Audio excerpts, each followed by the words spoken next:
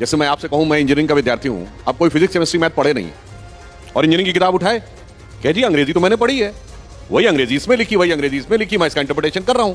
अब अंग्रेजी में ग्रेविटी का मतलब है व्यक्तित्व में गरिमा होना, और साइंस में ग्रेविटी का मतलब है G = मास इंटू एक्सेलरेशन। अब समस्या क्या है कि बगैर समझे हुए, मैं विनम्रता से कहना चाहता हूं, जितने भी ये तथाकथित वामपंथी हैं, इसमें से किसी ने वैदिक गुरुकुल में शिक्षा लेने के बाद वेदों पर टिप्पणी की हो तो मैं पूछने को तैयार हूं।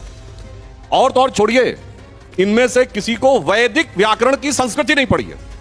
देखिए, लौकिक संस्कृत का व्याकरण अलग है, वैदिक संस्कृत का व्याकरण अलग है। मैं एग्जांपल देना चाहता हूं। मकर संक्रांति का पर्व है। संक्रांति का अर्थ होता है नीचे से ऊपर जाना, सूर्य दक्षिणायन से उत्तरायण जाता है। वैदिक व्याकरण में संक्रम का अपोजिट है विक्रम, यानी ऊपर से नीचे जाना। पर लौकिक संस्कृत में विक्रम पराक्रम का अर्थ हो गया, इसीलिए विक्रमादित्य शब्द प्रयोग होता है। तो इसका अर्थ क्या हुआ कि अगर आप अपने हिसाब से उसका अर्थ निकालेंगे तो अर्थ का अनर्थ कर ही लेंगे ना। मैं एक और उदाहरण देना चाहता हूं।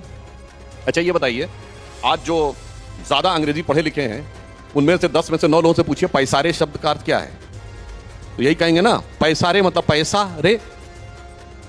तो वो जाके रामचरितमानस में क्या अर्थ निकालेंगे, राम दुआरे तुम रखवारे होत ना आज्ञा बिन पैसा रे, मतलब बगैर पैसे की तो आज्ञा होती नहीं थी।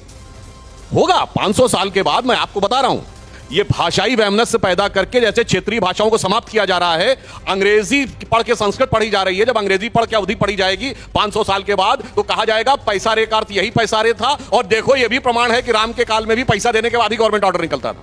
ऐसे ऐसे एब्सर्ड बातें करने का प्रयास। और अंत में एक बात विनम्रता से कहूंगा, सिर्फ हिंदू धर्म में यह है, इस्लाम में बताइए, मुफ्ती मुकर्रम बारी मौलवी किसी की हैसियत है उसके अलावा कोई कुछ बोल दे? क्रिश्चियनिटी में आर्क बिशप कार्डिनल फादर किसी की हैसियत है कोई बोल दे? जो लोग बैठे हमारे विरोध में, मैं हैसियत शब्द का प्रयोग कर रहा हूं, अगर हैसियत है तो बोल के दिखाएं। मगर यहां पर कोई भी बोलेगा, कुछ भी बोलेगा, बगैर पढ़े लिखे बोलेगा, जानकारी के बगैर बोलेगा। मैं सुनवा रहा हूं आपको।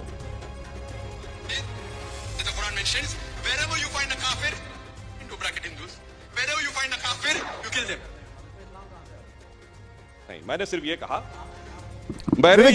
हैसियत हो तो बोलिए। एक एक करके बहुत साफ कह रहे हैं, वो बहुत साफ कह रहा है, मैं नहीं बोल रहा हूं।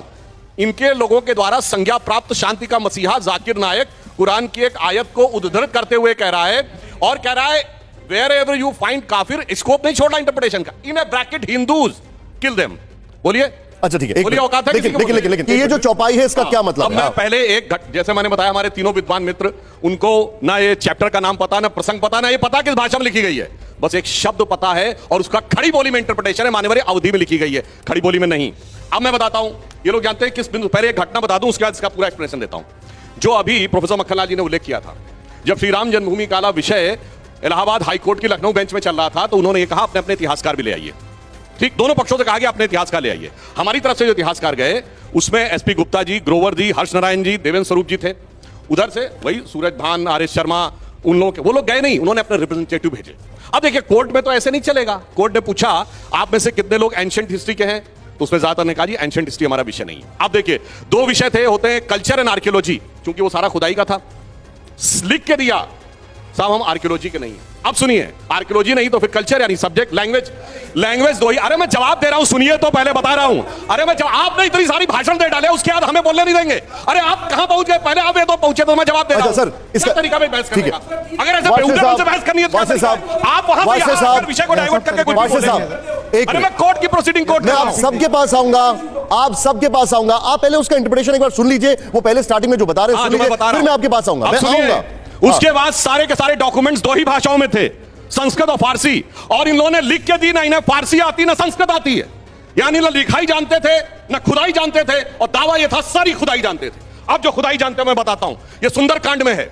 कहां पे है? जहां पर समुद्र के सामने भगवान राम बैठते हैं और 3 दिन तक वो समुद्र की प्रार्थना करते हैं, और जब समुद्र नहीं रास्ता देता है तो वो उठ के खड़े होते हैं, और जब अपना शर संधान करते हैं तो समुद्र प्रकट होकर ये कह रहा है, प्रभु भली कीन सीख मोहि दीनी, मर्यादा प्रभु तुमरी दीनी। हे प्रभु, आप ही ने यह मर्यादा दी है, समुद्र किसी के लिए रास्ता नहीं छोड़ता, हमारे ही धर्मग्रंथ में रास्ता नहीं छोड़ता, दूसरे धर्मग्रंथों में छोड़ दिया था समुद्र ने रास्ता, सिर्फ हमारे यहां नहीं छोड़ता। तो वो क्या कहेगा कि मेरे को मारो, वो कहेगा मेरे को मारो, जाके जब प्रकट होगा वो कहेगा नहीं, हमारे को गौर से देखिए मेरी बात को, कि मैंने रास्ता नहीं छोड़ता, अन्यथा मैं आपको कहना चाहता हूं, बड़ा हिंदी में खड़ी बोली में सामान्य वर्ड है, अरे कुछ नहीं करता है, आने जाने वाले लोगों को ताड़ता रहता है, मतलब पीटता है।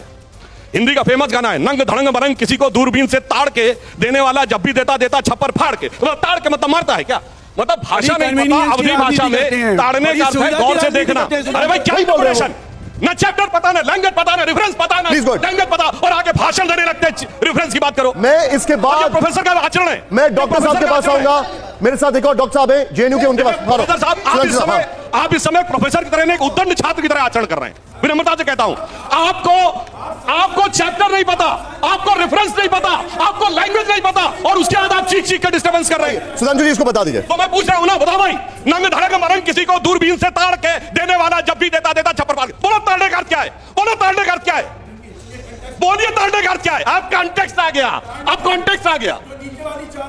हाँ तो वही मैं कह रहा हूं। आप एक मिनट सुन लीजिए सर, उनको सुन लीजिए, वाशने साहब एक मिनट सुन लीजिए, और उसके बाद में प्रोफेसर साहब आप जेएनयू से जो, मैं आपके पास आऊंगा। सेकंड थिंग, जो इनको शूद्र शब्द पे आपत्ति है ना, शूद्र was neither a bad word not it is in the present context.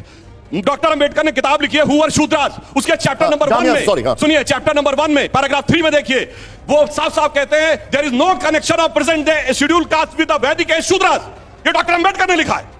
यानी ना शूद्र से कनेक्शन है, ना ताड़ने से कनेक्शन है, ना लैंग्वेज पता है, ना रेफरेंस पता है, ना चैप्टर पता है, मगर उसके बाद देश में जातिवाद फिर। लेकिन एक मिनट सर, अब इसमें ढोल गवार शूद्र पशु नारी, अब आप ये कह रहे हैं कि शूद्र शब्द का कोई कनेक्शन नहीं है, आप जो जिस तरीके से उसको इंटरप्रिटेशन करते हैं, ये खुद डॉक्टर अंबेडकर साहब ने कहा है। डॉक्टर अंबेडकर की किताब हु वर शूद्रास में उन्होंने कहा है आज के शेड्यूल कास्ट का वैदिक एज के शूद्र से कोई कनेक्शन नहीं। सेकंड थिंग, शूद्र वर्ड उस जमाने में बुरा, कोई खराब वर्ड नहीं था, जैसे आज इनका एक सेंटेंस और बोलता हूं, इसका रेफरेंस पॉइंट पूरा समझा सभी बोल रहा हूं। सुनिए, गांधी जी के जमाने में हरिजन वर्ड का क्या मीनिंग था आज, एक मिनट पूरी एक मिनट सर, एक मिनट रुक जाइए। कहां किसने इसका जो इंटरप्रिटेशन है, एक मिनट वाशे साहब, एक मिनट सर, एक मिनट, विवेक जी मैं आ रहा हूं, ये पूरा इंटरप्रिटेशन एक बार हो जाए, मैं वो समझ जाऊं, उसके बाद मैं आपके पास ही आ रहा हूं। लेकिन no but it should be allowed at least. अगर आप अलाउ नहीं करेंगे तो कैसे होगा?